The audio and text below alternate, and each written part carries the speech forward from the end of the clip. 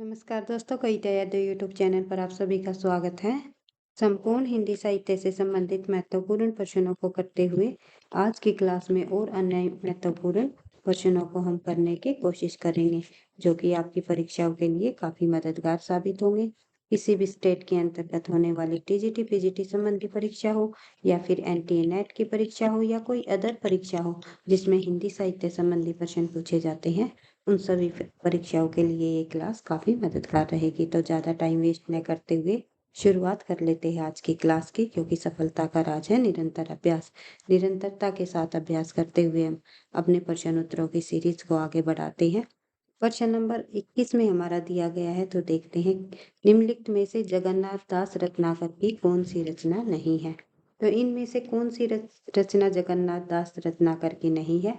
हिंडोला, गंगावतरण, भ्रमरदूत या फिर उद्धवस्तक। तो सही आंसर हो जाएगा हमारा भ्रमरदूत। भ्रमरदूत जो रचना है ये जगन्नाथ दास रत्नाकर की नहीं है, बल्कि ये रचना है सत्य नारायण कविरत्न की। तो ये भी ध्यान रखना है किसकी है ये रचना? सत्यनारायण कविरत्न, जो कि आधुनिक काल के कवि हुए हैं, इनकी ये रचना है। और एक बात और ध्यान रखना है भाई हाल ही में जो होने वाली DSSB टीजीटी पीजीटी हिंदी परीक्षा या फिर EMR की परीक्षा या फिर KVS या फिर NVS या फिर यूपी टीजीटी पीजीटी या UPSI, सभी परीक्षाओं के लिए इन्हीं प्रश्नों में से घुमा फिरा कर पूछे जाते हैं। तो एक एक प्रश्न को, एक एक तथ्यों को आपको ध्यान से समझते हुए करते हुए आगे बढ़ना है। तो देखते हैं, भ्रमरदूत जो रत्नाकर जी की रचना नहीं है, किसकी बताया था मैंने? सत्यनारायण कविरत्न जी की रचना है भ्रमरदूत। भ्रमर परंपरा पर आधारित रचना है ये, आधुनिक काल के अंतर्गत आने वाले कवि है। हिंडोला, गंगावतरण, उद्धवस्तक, और ये तीनों रचना इंपॉर्टेंट है परीक्षा की दृष्टि से, जो कि सत्यनारायण कविरत्न की है और बार बार परीक्षाओं में पूछी जाती है। इनके प्रकाशन वर्ष को भी ध्यान से देखते हुए चलना है, क्योंकि आजकल परीक्षाओं में प्रकाशन वर्ष से संबंधित भी काफी सारे प्रश्नों को पूछा जाने लगा है। जितने भी मुख्य मुख्य कवि हैं उनकी जो मुख्य मुख्य रचनाएं हैं उनके प्रकाशन वर्ष को भी आपको बार बार रिवाइज करते हुए चलना है। हिंदी साहित्य हमारा इतना बड़ा है, इतनी सारी रचनाएं हैं, इतने सारे लेखक हैं, उनकी रचनाएं हैं, तो उनको हम बिल्कुल उनके सभी प्रकाशन वर्ष को तो याद नहीं रख सकते, लेकिन जो इम्पोर्टेंट रचनाएं हैं जो बार बार रिपीट होती हैं उनके प्रकाशन वर्ष को हमें साथ साथ रिवाइज कर लेना है, ताकि हमें अधिक से अधिक प्रकाशन वर्ष महत्वपूर्ण रचनाओं के याद रहे। तो उन्हीं में से प्रश्नों को पूछ लिया जाएगा। तो देखते हैं, आगे बढ़ते हैं। इनमें गंगावतरण 13 सर्गों में आबद्ध महाकाव्य है और उद्धव संवाद पर आधारित एक प्रबंध काव्य है। तो ध्यान रखना है। आगे बढ़ते हैं। प्रश्न नंबर 22 पूछा गया है, निम्नलिखित में से कौन सा काव्य संग्रह शमशेर बहादुर का नहीं है? तो नहीं से संबंधित काफी सारे प्रश्न पूछे जाते हैं, तो ध्यान रखना है। इनमें से कुछ कविताएं, कुछ और कविताएं, काल तुमसे होड़ है मेरी, ये तीनों के तीनों काव्य संग्रह जो है ये शमशेर बहादुर सिंह के हैं। लेकिन आज अभी आंखों से ये काव्य संग्रह शमशेर बहादुर जी का नहीं है। दूसरे सप्तक में संकलित 21 कविताएं, कुछ कविताएं और जो है कुछ कविताएं जिसका प्रकाशन वर्ष 1959, कुछ और कविताएं जिसका प्रकाशन वर्ष 1961, चुका भी नहीं हूं मैं 1975, बात बोलेगी 1981, इतने पास अपने 1985, काल तुझसे होड़ है मेरी 1988, ये सभी की सभी काव्य कीर्तियां किसकी है? शमशेर बहादुर की। इनको आप फिर से रिवाइज कर सकते हो। इन्हीं शमशेर बहादुर की इन काव्य कीर्तियों में से भी काफी बार जो है प्रश्न हमें देखने को मिले हैं, तो ध्यान रखना है। एक सेकेंड। नेक्स्ट क्वेश्चन हमारा, कालक्रम की दृष्टि से पत्रिकाओं का सही अनुक्रम क्या है? कालक्रम की दृष्टि से हमें पत्रिकाओं का सही अनुक्रम यहाँ पर बताना है। तो देख लेते हैं एक बार। सबसे पहले आएगा आनंद कादम्बरी, उसके बाद सरस्वती, फिर श्री शारदा और प्रतीक। इसके प्रकाशन वर्ष क्या रहे, संपादन किसने किया, तो हम ये सभी तथ्य इससे संबंधित देख लेते हैं। सरस्वती प्रथमतः काशी से प्रकाशित होती है, यह पुनः इलाहाबाद से प्रकाशित होने लगी। ये पॉइंट ध्यान रखना है सरस्वती पत्रिका से संबंधित। 1900 ईस्वी में चिंतामणि घोष जी ने जो है इसे प्रकाशित कराया, तो ये ध्यान रखना है। सन 1901-2 में इसके संपादक कौन रहे? श्याम सुंदर दास। श्याम सुंदर दास जी ने जो है 1901-2 में इसे प्रकाशित कराया, तो ये ध्यान रखना है। और 1903 में इसके संपादक महावीर प्रसाद द्विवेदी जी बने, तो ध्यान रखना है। सबसे पहले अगर पूछा जाए सरस्वती पत्रिका का प्रकाशन किसने कराया, तो संपादक कौन रहे, तो ध्यान रखना है चिंतामणि घोष। 1900 ईस्वी में इलाहाबाद से, पहले काशी से प्रकाशित हुई, फिर बाद में इलाहाबाद से इसे प्रकाशित किया जाने लगा। पत्रिकाएं है एक तरफ, प्रकाशन वर्ष है, संपादक है और स्थान है, तो ये हम देख लेते हैं। सबसे पहले पत्रिका और संपादक। पत्रिका है हमारी आनंद कादम्बनी, जिसका प्रकाशन वर्ष 1800 जो है 81 हुआ। उसके बाद जो है इसके संपादक कौन बने? बद्रीनारायण चौधरी प्रेमघन। आनंद कादम्बरी के संपादक बद्रीनारायण चौधरी प्रेमघन। और ये कहाँ से निकलती थी? मासिक रूप से ये जो है मिर्जापुर से निकलती थी, तो ये ध्यान रखना है आनंद कादम्बरी पत्रिका से संबंधित सभी पॉइंट। आगे है दूसरे नंबर पर हमारी सरस्वती पत्रिका। सरस्वती पत्रिका का संपादन चिंतामणि घोष जी ने सबसे पहले किया 1900 ईस्वी में। मासिक रूप से निकाली जाने लगी और काशी से प्रकाशित हुई, फिर बाद में इसे इलाहाबाद से प्रकाशित कराया जाने लगा। आगे बढ़ते हैं। श्री शारदा पत्रिका 1916 में नर्मदा मिश्र प्रसाद जी द्वारा संपादित की गई। आगे बढ़ते हैं। प्रतीक पत्रिका जो है 1947 में अज्ञे जी ने द्विमासिक थी और इलाहाबाद से ये निकाली गई। आगे बढ़ते हैं। नेक्स्ट क्वेश्चन है हमारा, नेक्स्ट क्वेश्चन, क्वेश्चन नंबर 24। भाषा प्रवीण सुछंद सदा रहे सो धन जी के कवित बखाने पंक्ति है। ये पंक्ति किसकी है? भाषा प्रवीण सुछंद सदा रहे सो धन के कवित बखाने, ये पंक्ति हमारी बर्ज रतन दास जी द्वारा लिखी गई। ध्यान रखना है, ये पंक्ति बर्ज रतन दास की जो पंक्ति है, उपयुक्त पंक्ति घनानंद कवि से घनानंद की प्रास्ति में जो है इसे लिखा गया। उसके बाद कुछ और पंक्तियां यहाँ पर दे रखी है जो कि बार बार परीक्षाओं में आती है, पूछी जाती हैं, उनकी भी रिवीजन हम कर लेते हैं। भाषा प्रवीण बखाने बर्ज रतन दास जी की पंक्ति है, जो कि हमने अभी देख ही लिया है। झलके अति सुंदर आनंद कोर छके दर्ग राजती कानन हवे, ये जो है घनानंद जी की पंक्तियां हैं।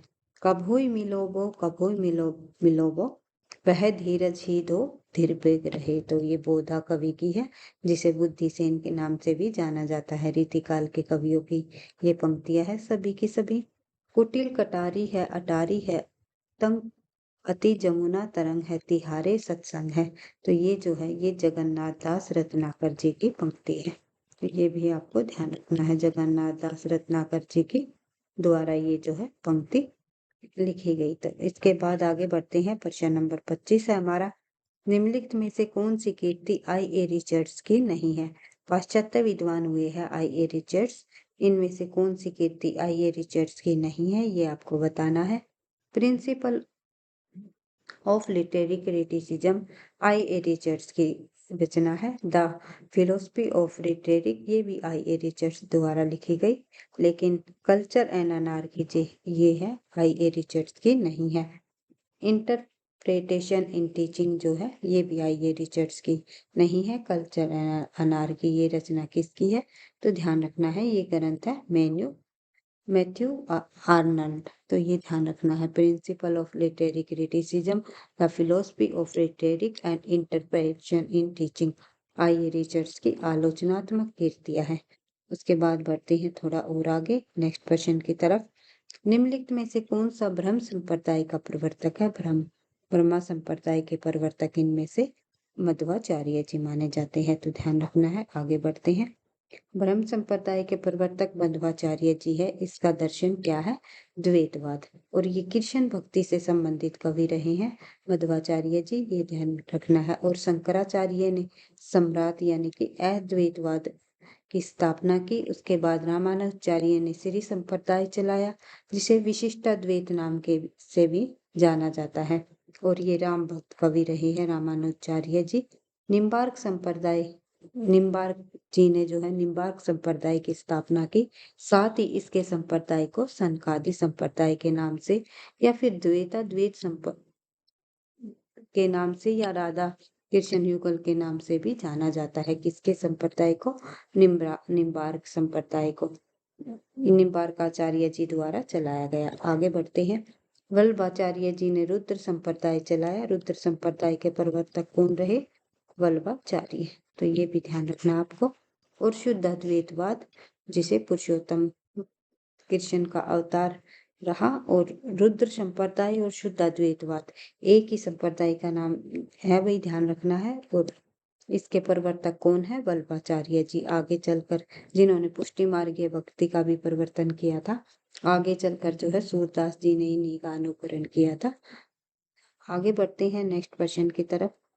नेक्स्ट क्वेश्चन है हमारा, कहा करो बेकुंठी जाय जह नहीं नंद, जह न जशोदा नहीं जह गोपी गवाल न गाय। उपयुक्त पंक्तियां किसकी है? तो ये पंक्तियां परमानंद दास जी की है। तो ध्यान रखना है, सूरदास की नहीं है। कहीं आप जो है ग्वाल गोपियां देख करके इस प्रकार से कृष्ण संबंधी जो ये पद है, इसको देख करके आप सूरदास अगर आंसर लगा रहे हो तो गलत हो जाएगा। परमानंद दास इसका आंसर है। काफी इंपॉर्टेंट पंक्ति है, ये बार बार परीक्षाओं में पूछी जाती है।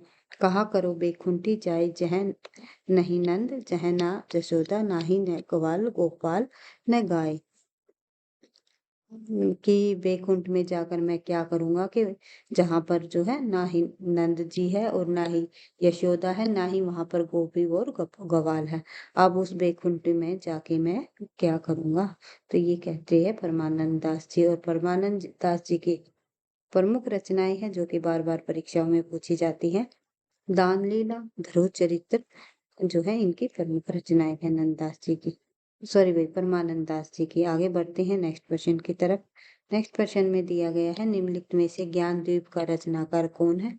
ज्ञान द्वीप सूफी कवि जो है शेख नबी जी की प्रमुख रचना है। तो ध्यान रखना है, शेख नबी इसके रचनाकार है ज्ञानदीप के। आगे बढ़ते हैं तो देखते हैं इससे जुड़े हुए कुछ और अन्य तथ्य। ज्ञानदीप का प्रकाशन वर्ष 1619 के रचनाकार शेख नबी है, जो जहांगीर के समकालीन थे। ज्ञानद्वीप किसके समकालीन थे? तो ध्यान रखना है, जहांगीर के समकालीन थे। इस प्रेमाख्यान में राजा ज्ञानदीप और रानी देवयानी, देवजानी नहीं है भैया, टाइपिंग मिस्टेक है, देवयानी की प्रेम कथा वर्णित है। कई बार पूछ लिया जाता है ज्ञानदेव के नायक कौन है, नायिका कौन है? तो ध्यान रखना है, नायिका का नाम देवयानी है और नायक है इनके ज्ञानदेव। आचार्य रामचंद्र शुक्ल के अनुसार शेख नबी में प्रेम गाथा परंपरा समाप्त समझनी चाहिए, यानी कि सूफी काव्य धारा की सबसे अंतिम रचना मानी है रामचंद्र शुक्ल जी ने इसे, इस रचना को, ज्ञानदेव को। और ये रचना ऐसी है जिसका नाम जो है नायक के नाम के आधार पर रखा गया, और अन्य जितनी भी सूफी काव्य हमारी सूफी काव्य, उनका नाम जो है नायिकाओं के नाम के आधार पर रखा गया है। जैसे कि हंसावली, चित्रावली, पद्मावती, ये सभी रचनाएं नायिकाओं के नाम पर आधारित है, लेकिन ज्ञानदीप रचना नायक के नाम पर लिखी गई है। और ये हिंदू घरानों की प्रेम कथाओं को अपनी जो है कथा का आधार बनाया है सूफी काव्य धारा के कवियों ने। ये पॉइंट भी ध्यान रखना आपको। आगे बढ़ते हैं प्रश्न नंबर 29। गगन होता नाही मही, होती होते चंद नाहे सुर। एक सेकेंड भाई, तो ये पंक्तियां किस कवि की है? सॉरी भाई, जायसी की पंक्तियां ये। गगन होता नाही मही, होते होते चंद नहीं सुर, ऐसे अंधकार महे रचा मोहम्मद नूर। तो ये पंक्तियां जायसी जी की है, सूफी कवि जायसी जी की। और ये पंक्तियां किस कवि से ली गई है? सॉरी भाई, इनकी किस कविता से ली गई है? तो ये ध्यान रखना है, इनकी कविता आखिरी कलाम से ये ली गई है। आखिरी कलाम में बादशाह की प्रशंसा की गई है। उसके अलावा जो है इसमें इस्लामी मान्यता के अनुसार प्रलय का वर्णन भी किया गया है। जायसी जी द्वारा रचित महान ग्रंथ का सर्वप्रथम प्रकाशन फारसी में हुआ। जायसी ने शेख बुरहान और सैयद अशरफ को अपने गुरु के रूप में उल्लेख किया है। तो ये ध्यान रखना है। आगे बढ़ते हैं। नेक्स्ट क्वेश्चन है हमारा प्रश्न नंबर 30। हिंदी रीति ग्रंथों की परंपरा चिंतामणि त्रिपाठी से चली, अतः रीतिकाल की आरंभ उन्हीं से मानना चाहिए। इस ग्रंथ साहित्यकार का कथन है। तो ये ध्यान रखना है, रीतिकाल की जो परंपरा की शुरुआत चिंतामणि त्रिपाठी से मानने वाले विद्वान हैं हमारे आचार्य रामचंद्र शुक्ल जी। तो इन्होंने रीतिकाल का प्रवर्तक चिंतामणि को माना है, ध्यान रखना है। आगे बढ़ते हैं। नेक्स्ट क्वेश्चन हम देखते हैं। राम कथा में व्याप्त अति प्राकृत तत्वों के प्रति संशयग्रस्त होकर किस कवि ने ब्राह्मणी राम कथा की परंपरा में नई राम कथा गढ़ ली? आंसर हो जाएगा हमारा पुष्यदंत। ध्यान रखना है, पुष्यदंत भाषा के महाकवि थे, अपभ्रंश भाषा के। इनकी 3 प्रमुख रचनाएं थी, जैसे कि महापुराण, जश हरचरित, यशोदा चरित और नैकुरमार चरित। आगे बढ़ते हैं। उसके नेक्स्ट क्वेश्चन हमारा प्रश्न नंबर 32। जयशंकर प्रसाद का कौन सा नाटक कृष्ण मिश्र के संस्कृत नाटक प्रबोध चंद्रोदय, किस क्या नाम है इस नाटक का? प्रबोध चंद्रोदय की अन्योपदेशिक शैली पर आधारित रहा है। तो आंसर हो जाएगा हमारा कामना। तो कामना जो नाटक है ये जयशंकर प्रसाद जी का, ध्यान रखना है, ये प्रबोध चंद्रोदय की शैली, नाटक की शैली पर ही आधारित नाटक है। उसके अलावा झरना जयशंकर प्रसाद की रचना है। उर्वशी जयशंकर प्रसाद का चंपू काव्य है और एक उर्वशी रचना रामधारी सिंह दिनकर जी की भी है, ये भी ध्यान रखना है, जिस पर इन्हें ज्ञानपीठ पुरस्कार भी प्राप्त हो चुका है। और कब हुआ उर्वशी रचना पर दिनकर जी को ज्ञानपीठ पुरस्कार?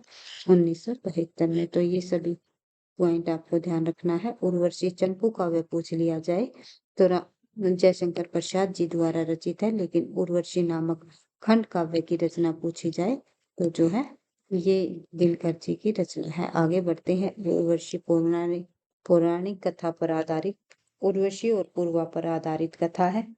उर्वशी का प्रकाशन वर्ष 1909, झरना 1918, ईरावती इनका अपूर्ण रचना रही है, अपूर्ण उपन्यास रहा है जयशंकर प्रसाद जी का, और तितली 1934 में प्रकाशित हुआ। उसके अलावा प्रसाद जी की अन्य काव्य रचनाएं भी देख लेते हैं साथ साथ, जो कि तथ्यों की बार बार रिवीजन से ही जो आपको याद रह पाएंगे। करुणालय काव्य नाटक है इनका, महाराणा का महत्व भी इनका काफी प्रसिद्ध रचना है इनकी। चित्राधार, झरना से यहाँ जो है छायावाद की शुरुआत भी मानी जाती है, जो कि 1918 में प्रकाशित हुआ था, छायावाद की शुरुआत की।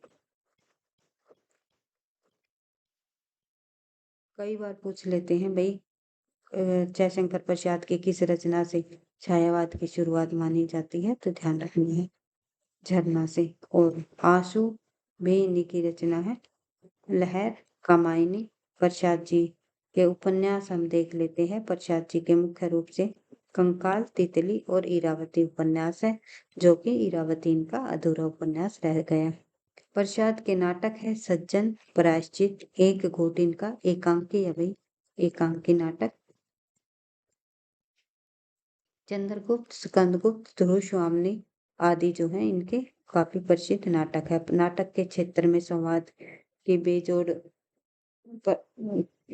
जो है संवाद की दृष्टि से बेजोड़ माने गए हैं इनके नाटक जयशंकर प्रसाद के, और नाटकों के क्षेत्र में ये अधिक प्रसिद्ध कवि हुए हैं, लेखक हुए हैं। आगे बढ़ते हैं। वोल्गा से गंगा किसकी रचना है? वोल्गा से गंगा नामक जो रचना है वो राहुल सांस्कृतायन जी द्वारा लिखी गई है। राहुल सांस्कृतायन एक हिंदी साहित्य के अंतर्गत घुमक्कड़ प्रवृत्ति के साहित्यकार माने जाते हैं। काफी सारी रचनाएं इन्होंने लिखी है, यात्रा वृत्तांत भी इन्होंने लिखे हैं। वेलगा से गंगा राहुल सांस्कृतायन द्वारा लिखा गया एक कहानी संग्रह है। इनकी कहानियां इतिहास में मानवीय सभ्यता के विकास में घटी घटनाओं में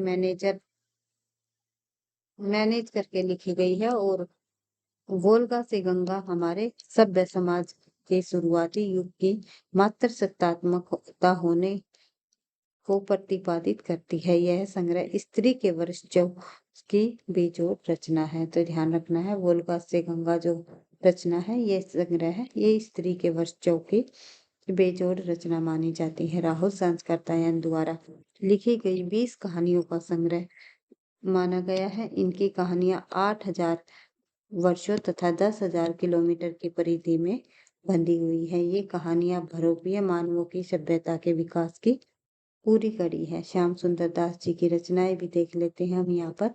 श्याम सुंदर दास जी द्वारा रचित रचना है साहित्य लोचन, जो कि 1923 में प्रकाशित हुई। भाषा विज्ञान 1924 में, हिंदी भाषा और साहित्य 1930, रूपक रहस्य 1931, भाषा रहस्य 1935।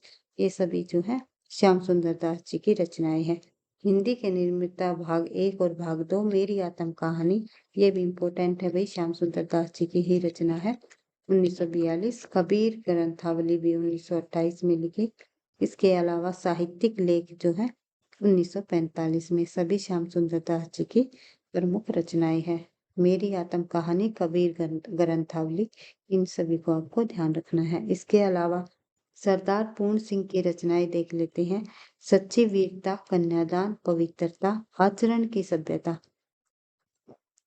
आचरण की सभ्यता भाई, ये जो है आचरण की सभ्य, तो ये मात्र 4 निबंध इन्होंने सरदार पूर्ण सिंह जी द्वारा लिखे गए। आगे बढ़ते हैं। डॉक्टर नगेंद्र की रचनाएं है विचार और विवेचन, विचार और अनुभूति, और साहित्य का इतिहास, हिंदी साहित्य का इतिहास जो है, ये सभी रचनाएं डॉक्टर नगेंद्र जी ने लिखी है। आगे बढ़ते हैं। हिंदी जाति की अवधारणा नामक पुस्तक के लेखक कौन है? हिंदी जाति की अवधारणा के पुरस्कर्ता कौन है भाई, ये ध्यान रखना है, रामविलास शर्मा जी। आगे बढ़ते हैं तो देखते हैं नेक्स्ट क्वेश्चन। हिंदी साहित्य का इतिहास सर्वप्रथम किस भाषा में लिखा गया? तो हिंदी साहित्य का इतिहास सबसे पहले लिखा जाने वाला किस भाषा में लिखा गया? तो आप सभी को पता है, फ्रेंच भाषा में, जिसका नाम है इस्तवार लिटरेचर एंड ये हिंदुस्तान, जो कि गारसादा तासी जी द्वारा लिखा गया हिंदी साहित्य का इतिहास है। सॉरी, इस्तवार लिटरेचर एंड ये हिंदुस्तानी, तो इस नाम से जो है ये फ्रेंच भाषा में हिंदी साहित्य का सबसे पहला इतिहास ग्रंथ लिखा गया, और जिसका प्रकाशन वर्ष क्या रहा? 1847। ध्यान रखना है। आगे बढ़ते हैं। इस हिंदी साहित्य के इतिहास लेखन परंपरा का प्रयास गारसादा तासी ने किया।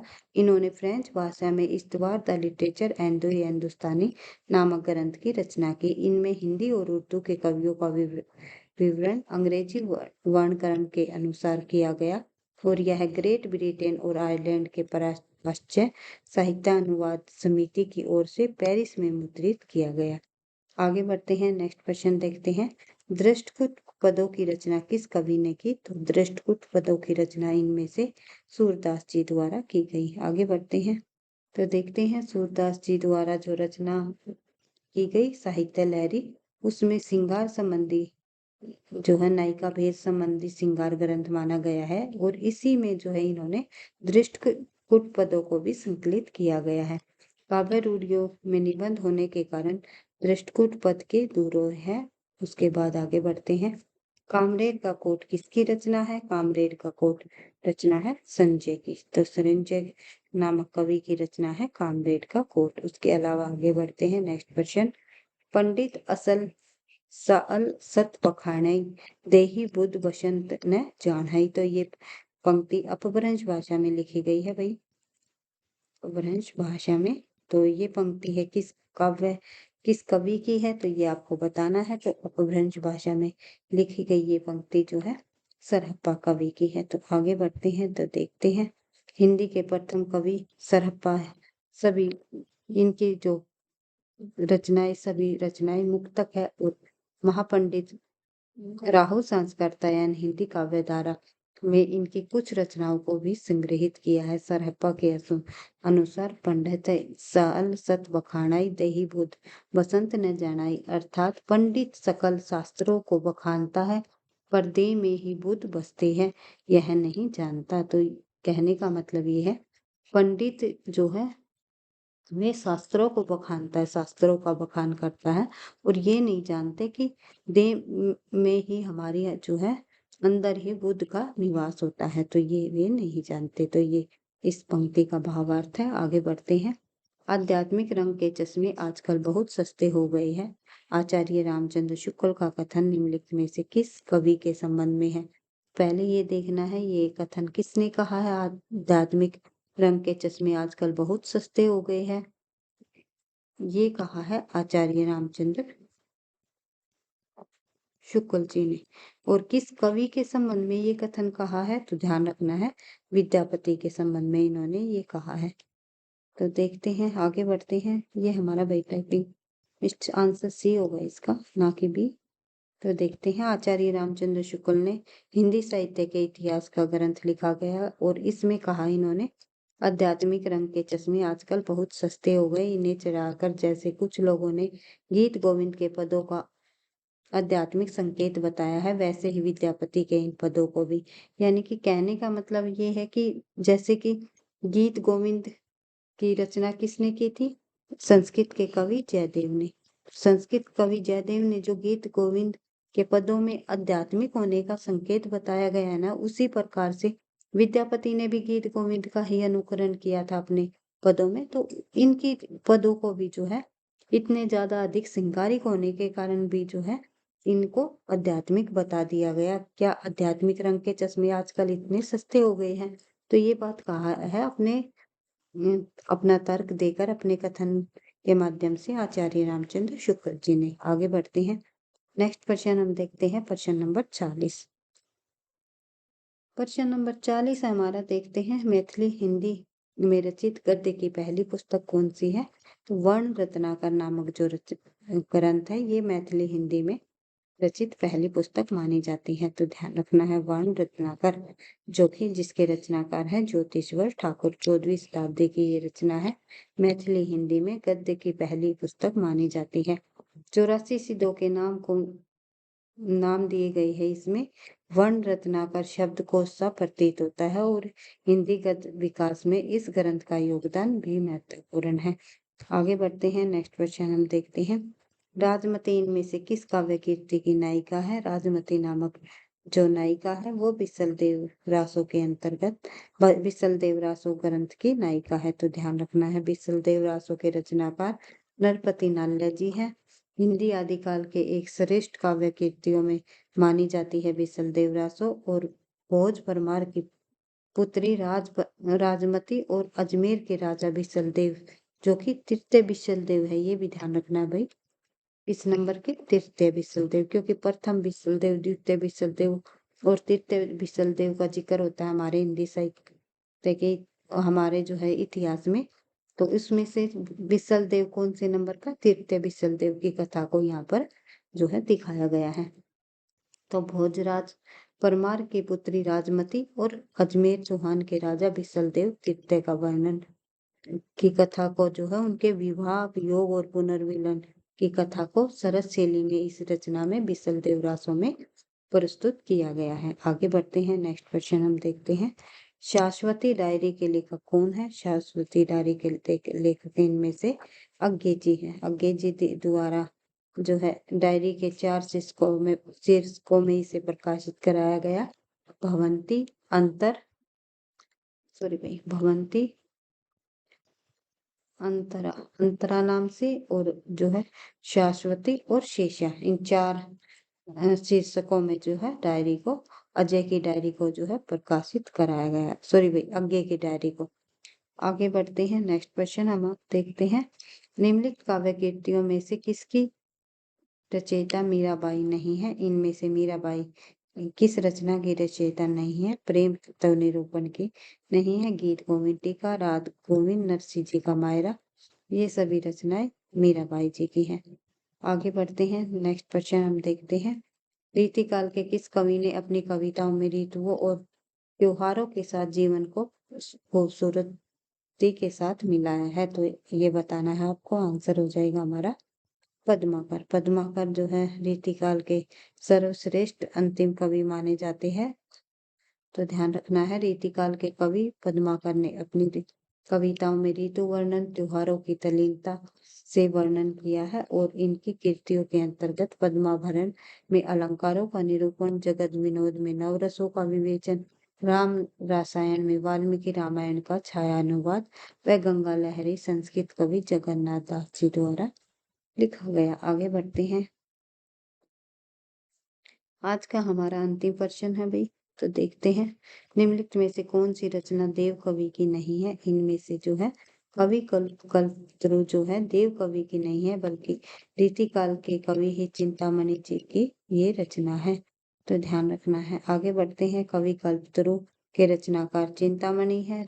आचार्य रामचंद्र शुक्ल ने रीति काव्य का प्रवर्तक माना है चिंतामणि जी को। कवि कल्पतरु सर्वांग निरूपण रीति ग्रंथ माना जाता है। भाव विलास, भवानी विलास या अष्टयाम, एक है भाव विलास और एक रचना है भवानी विलास और एक रचना है अष्टयाम। तो इन तीनों रचनाओं के रचनाकार को कौन है? देव कवि। तो इस प्रकार से आज की क्लास में हम केवल इन्हीं प्रश्नों को करेंगे और नेक्स्ट प्रश्नों को हम नेक्स्ट क्लास में करने की कोशिश करेंगे। वीडियो पसंद आई तो लाइक करना, दोस्तों के साथ शेयर करना, चैनल पर पहली बार हो तो सब्सक्राइब कर लेना ताकि नोटिफिकेशन आपको समय पर मिलता रहे। पढ़ते रहना, आगे बढ़ते रहना। थैंक यू, धन्यवाद।